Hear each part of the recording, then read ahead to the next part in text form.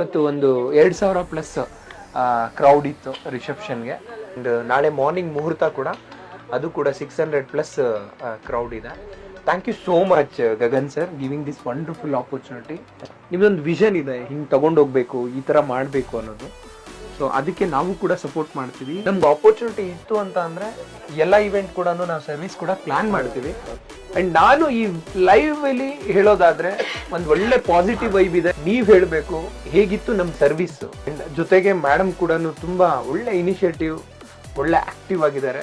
Gagan sir ನಂಗೆ ಕಾಲ್ ಮಾಡಿದಾಗ್ಲೂ ಅಷ್ಟೇ, Arun sir ನಿಮ್ದೆಲ್ಲ ವೆಲ್ ಪ್ಲಾನ್ಡ್ ಆಗಿರುತ್ತೆ ಅಂತ ಹೇಳ್ತಾ ಇದ್ರು. ಆ ಪ್ಲಾನ್ಡ್ ಹೇಗೆ ಎಕ್ಸಿಕ್ಯೂಟ್ ಆಗಿದೆ ಅನ್ನೋದು ಗಗನ್ ಸರ್ ಇಂದಾನೇ ಕೇಳೋಣ ಬನ್ನಿ ಮುಂದೆ. ಸ್ಟಾರ್ಟಿಂಗು ನಾನು ಹೇಳಿದ್ನಲ್ಲ ಸರ್, ಬಂದಾಗೇ ಮಧ್ಯಾಹ್ನನೇ ಇಷ್ಟು ಜನ 15 ಮೆಂಬರ್ಸು, ಮ್ಯಾನ್ ಪವರು ಸ್ವಲ್ಪ ಎಲ್ಲೋ ಅವಶ್ಯಕತೆ ಇರಲಿಲ್ಲ ಅಂತ ಅನಿಸ್ತು. ಬಟ್ ಅದಾದಮೇಲೆ ಈವ್ನಿಂಗು ನಿಮ್ಮ ಟೀಮ್ ಆಗಲಿ, ನಿಮ್ಮ ಸ್ಟೂಡೆಂಟ್ಸ್ ಆಗಲಿ ವರ್ಕ್ ಮಾಡಿದ ರೀತಿ ನನಗೆ 100% ಸ್ಯಾಟಿಸ್ಫ್ಯಾಕ್ಷನ್ ಇದೆ.